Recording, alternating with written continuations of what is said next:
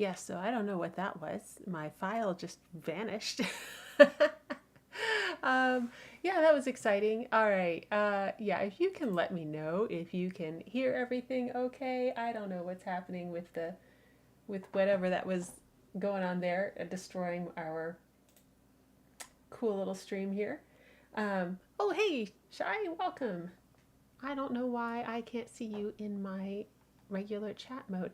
Everything's just conspiring to explode today. That's great. Okay, let me get let me get this back up here. Oh my gosh, what a nightmare. Okay, all right. Hooray! Okay, welcome, welcome, and yeah, okay. Shy can hear me. That's good. I don't know what's going on with my chat. Let me do a little shuffle here to see if I can get my chat more visible, and if not, we are going to cheat like mad. I've got a backup cheat. Let's see what we got first of all. Let's see. Yeah. Thanks. Just show me some chats. Just show me some chats, please. Can I get? Shy, would you mind throwing some chat into the thing for me? Let's see what happens here. It says there are no messages. Yeah, it's not a good stream without a tech glitch. That is absolutely the truth. Okay. But I swear, I just did these. My file. Okay, throwing chat. Yes, now it's showing up. Okay, great. Now I don't have to like be checking over here for chat things. Fantastic. Okay. Oh, all right. What a joy. Well, just to complicate things, I will also be reading today from a tablet. So I understand that that is its own fraught enterprise, but I wanted to have like the most up to date version of chapter one. There have been some edits since I did my, but I will show off while we're here.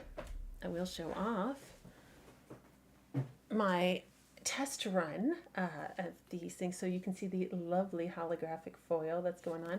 This one does not have sprayed edges. The final copies will have sprayed edges. I just did this before the sprayed edges machine was working. I know, it's so pretty. And then there's like pretty pictures inside, and it's really nice. So there's a back cover, so there's so many things. Full color end papers. One of our stretch goals is to get full color jackets to wrap over the foiled cover. So we are just going to have all the good times. But this doesn't have all of the latest edits and updates. In fact, this was an extremely rough version with full of typos and all kinds of things. So we won't talk about that. So that's why I'm going to be reading from the tablet today. And yes, okay, good. Christina can hear me too. Great. I will say though, we're going to make it better. I know that no stream can happen without a tech glitch, but I can solve everything by providing dog cam. So here's our Doberman supervising, and then Penny the Labrador is actually just out of sight, but I don't have a camera set up for her. So sorry, you only get one dog at a time. But we do have dog cam running. Okay. And yeah, let's jump in for chapter one. You guys, I am so excited. We are currently at about 360% funding. Dog cam covers everything. Yes, yes. We're at 360% funding. So we're unlocked 2 stretch goals already. We have our eyes on the next stretch goal, which is actually, sorry, we're not getting to the chapter yet, I'm sorry, but next stretch goal is vellum inserts, and I've got some test runs here. These are not the art that's going to be used in there. I just wanted to get an idea of this weight of vellum and doing the overlays and such, but there will be illustrations, vellum illustrations that will be tucked in. That is our next stretched goal. And then I mentioned the jackets, and we have more beyond that. So yeah, some of these too will be like full color jackets on the hardbacks. Obviously will only be available for will only affect some tiers. But if I get additional illustrations for vellum, if you backed at the ebook level, you're going to get those as digital illustrations. So we'll keep you in there. We just be a little silly to kind of tape a piece of vellum to your Nook reader or whatever, but we'll make sure you get those new pictures too. Okay, let's talk about chapter 1. And yeah, and I'm also open for some questions or discussion or anything that comes up as we hit chapter. Shai did ebook and audio. Fantastic. I'm a huge fan of digital. I just finished the best audiobook this week. So all of that to say, actually, hold on. Shai, you're gonna want this audiobook too. You may have already read it. Jiang Shichu's new book, The Fox Wife. Right up your alley. Just saying. Okay, let's get in. I'm going to read you chapter 1, and I will pause at the scene breaks in case we have questions or commentary. Okay. Galen stepped to the side, making room as Elizabeth leaned over the table. "We did everything we were supposed to," she growled. "We held up our end of the deal. We got rid of the gang and put a stop to the protection payments." The baker across the table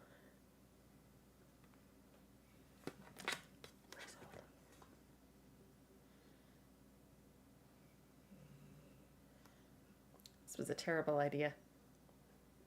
Tablet just jumped 4 chapters. The baker across the table could match her for anger. "My glass window was shattered, and my oven is broken." "The oven wall's not broken, it's just the door, which can be repaired. And that was not our fault. That was not even, strictly speaking, caused by the gang we were supposed to run off. That happened because someone got in the way while trying to watch, like we were a puppet show in the square." "But my window! Real glass! And your son wasn't injured when he put himself in the middle of a fight, because Galen here used a rolling pin on the miscreant who was about to heave a table over him. It's unfortunate the miscreant in question was beside your front window, but I think we all agree the glass is a better sacrifice than your boy, foolhardy though he is. Again, we did everything you asked, more with the babysitting, and we expect you to keep your word. That's the full amount we agreed upon." "I'm not paying that," the man said firmly. "I can't pay that, not with what I'll have to repair." Galen touched Elizabeth's shoulder. "Let's talk a moment." He looked at the consternated baker. "Will you give us a bit?" The baker flapped his hands to shoo them away entirely, probably happy to see them take a moment, or an hour, or simply to leave. Galen moved to the front of the shop, gesturing for Elizabeth to follow. She did, stiffly. He lowered his voice. "He probably can't pay the full amount and pay for repairs both. That makes sense. Glass is expensive." "Lots of bakeries don't have glass windows," Elizabeth said firmly, "and we didn't break his oven door." "No, we didn't. But we did agree to help this man and his family, and taking more than he can afford to give is not helping. Even if," he added quickly, "even if he promised it beforehand when he thought he had it." "It was his own son who caused the damage," Elizabeth protested stubbornly. "It was. By climbing through a window when he'd been told to keep away." "That's so. And we not only schooled some poorly behaved brutes, but you nearly got your arm broken when you suddenly had to work around a child." "All of that is true. And you want us to have done that all for less than promised." Galen sighed.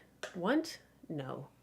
But there's only so much water that can be squeezed from a stone, and I wouldn't feel right leaving this man in worse condition than when he hired us, even if it's not our fault."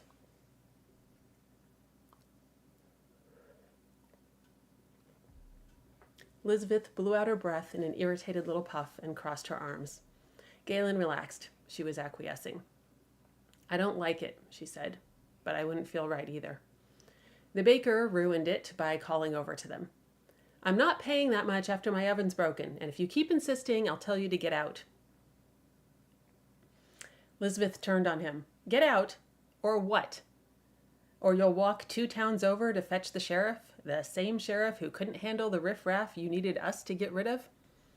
He scowled, lacking an effective answer to that. Galen stepped back and scuffed his foot, drawing Elizabeth's attention back to him. "Let it go. We'll take half." "What's that?" the baker called. "We'll take half," Elizabeth snapped, "and you can thank my soft touch of a partner for it." The baker jerked his head in a nod. "I'll agree to that. I'll get it for you." He rose and went into the back living quarters. Elizabeth blew out her breath again. Something moved beside Galen, and he turned, bringing a blocking hand up, but it was a child looking in the broken window. The head dropped out of sight, and a moment later, a little girl ran into the shop. "I'm sorry about the oven," she said without preamble. "I'm sorry you won't get paid." "We'll be paid," Galen corrected her gently, "just not as much." Lisbeth sat against the wall, resting her arms across her upright knees. The little girl turned to her. "If my papa can't give you all the money, I can help," she said earnestly. "Do you want my bracelet?" "I don't want your bracelet," Lisbeth said wearily without looking. "You can keep it, thanks." The little girl drew the bracelet from her skirt pocket. It was a braided leather band set with a dozen tiny round bells which rang as it came free of the fabric. Lisbeth twitched. The girl extended the belled band. "It was a present from my Uncle Van, but you can take it. He says it's from the Vernal Temple, in the city." She pushed the bracelet toward Lisbeth's face. Lisbeth's hand slapped the extended bracelet away. It fell jangling to the floor, and the girl drew back, mouth agape with dismay. Galen dropped to one knee and gathered up the leather band. It rang in silvery tones as he reached for the girl's wrist. "Let me tie this in place." "I've got it," Lisbeth said quickly. "Here." She held out her hand, and after a second of hesitation, Galen set the bracelet on her palm. Lisbeth regarded the bracelet a moment, and then she lifted the little girl's wrist. "Let me put this on you. It's one thing to carry it in your pocket, but it's meant to be worn." "I'm not supposed to lose it," the girl contributed. "It's something dear to you, isn't it?" Galen asked. "That was thoughtful of you to offer it, but we couldn't take your gift from your uncle. You keep it and we'll make do." He watched Lisbeth finish the knot. "Now, can you make it ring?" She shook her hand, and the bells gave out a shimmering chime. Lisbeth closed her eyes. "That's it," Galen cheered. "Now go on and ring it outside. I think your mama said she didn't want you in the shop, what with all the damage." The girl nodded and dutifully left by the same door. Galen looked at Lisbeth. Lisbeth looked at the floor. "Sorry, I'm frustrated. Not with her." "Not with her," Lisbeth agreed bitterly. She propped her face in her hands, covering her eyes, and then she sat back. "We're down to almost nothing." The baker returned at that moment. "Here," he counted out a dozen coins onto the crooked table. "That makes 10 taler." "Thanks," said Lisbeth dryly, standing. "Thanks," repeated Galen. He crossed to sweep the coins into his palm. The baker's expression softened. "I'm sorry. I wish, but I really don't have the money." "I understand." Galen gave the coins to Lisbeth as they walked out, and she dropped them into her money bag. "Now that's almost nothing plus 10 taler," she said. "Still pretty lean, and I need my knife repaired." Galen sighed. 2 towns over, besides the ineffective sheriff, there's a ring for matched fights. I heard some talk in the public room. I'll put my name in, and we'll pick up a little bit that way." Lisbeth looked up at him, pushing her blonde hair back. "Are you sure?" "It looks like I'll have to be." Galen didn't enjoy matched fights, but at least he had a fallback he could live with. It had been nearly a year since he'd had to enter one. He should be glad of that, at least. Lisbeth's tone lightened a little. "No one there knows us, so I can arrange for a cut of the odds on you. That should help. So long as you don't also bet against me yourself." "I would never." They walked on toward the second town over, toward the arena and the ineffective sheriff. We're going to pause there so I can grab a drink. And so I can mute the system sound that popped up when I wasn't aware. Can't run a stream without a tech issue. There we go. Okay. All right. Shai says, "Oh, she might bet against him. That I would never." Okay. Yes. Yeah. Yay. Yeah. Conflict. Feel for both sides. Yes. Thanks, Shai. I'm trying really hard to introduce both of their characters here. Christina says she is so over it. She really is so. She's always so over it. Yeah. Okay. All right. So that is the first half of chapter 1. We're going to jump scenes and have the second scene of chapter 1. All right. Hopefully this audio is still working. All right. Oh, but I'm putting a camera in front of the dog. Jeez. Tablet. I know my responsibilities. People don't want to see tablets. People want to see dogs. Okay. Let's see if I can do this right. Okay. That is not the right chapter. Oh my gosh, this tablet is so excited about helping in the most unhelpful ways. We're going to try again.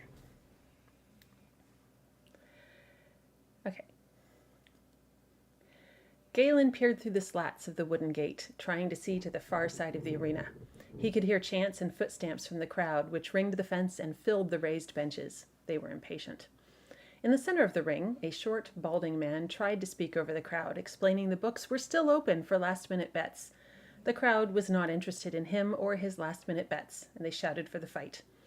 The balding man gave in and flung one arm toward the far gate. "Nebre the bull," he declared. "Any ring name in the world he could pick, and that's what he comes up with," Lisbeth muttered beside Galen. "No wonder he has to punch things for a living." She ran her fingers over the wraps on Galen's hands, though he'd checked them twice already.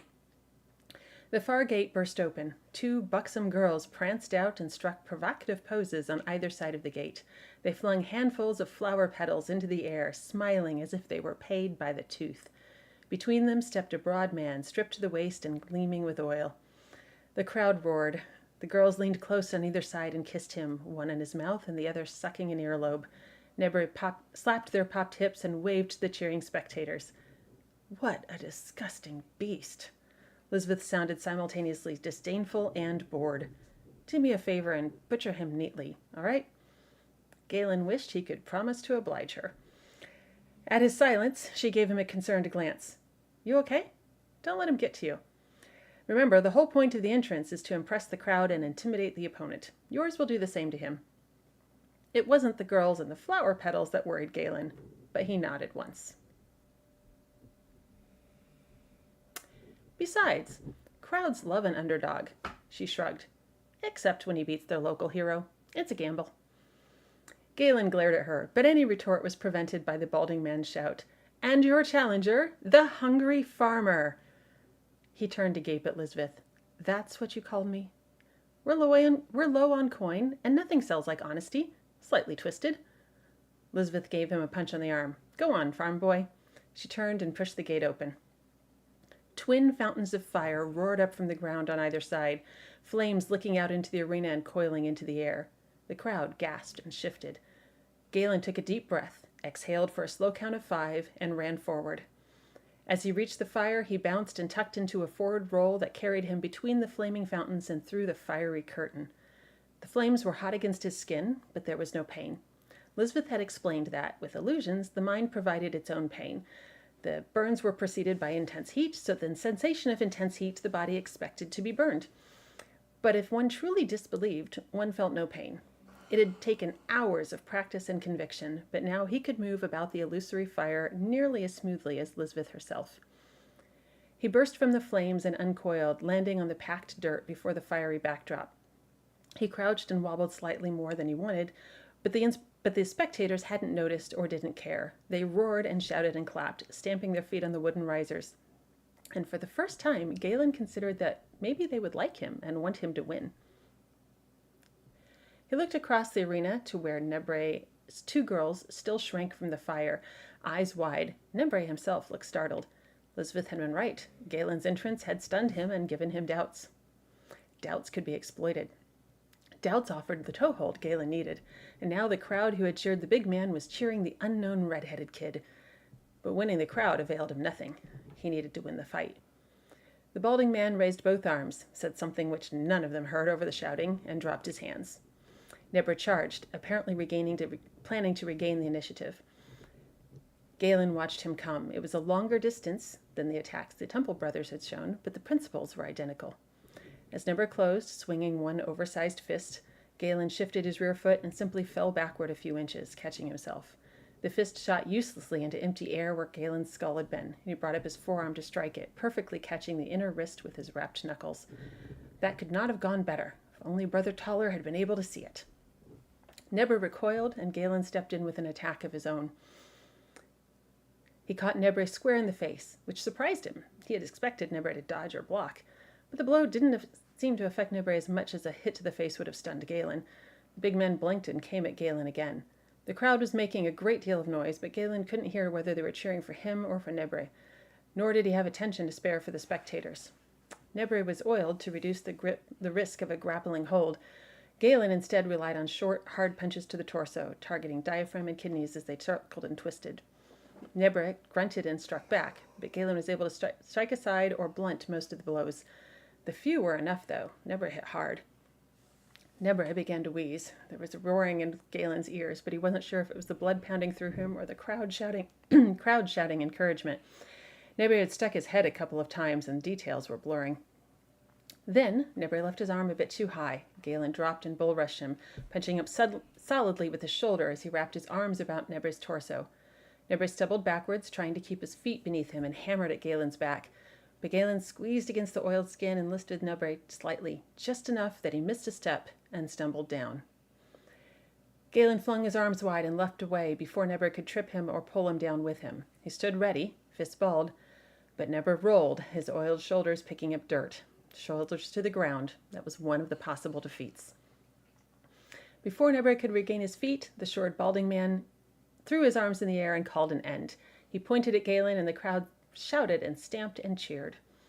Galen panted for air as the short man slapped on the back. It stung, even after the harder blows. He extended a hand to Nebra, who shook it with only a hint of grudge, and turned back to his own gate. "Wave at them," hissed Lisbeth, pointing at the stands. "Smile! Wave!" Obediently, Galen waved. They responded appreciatively. He reached the gate, and Lisbeth handed him a shirt. "That went well.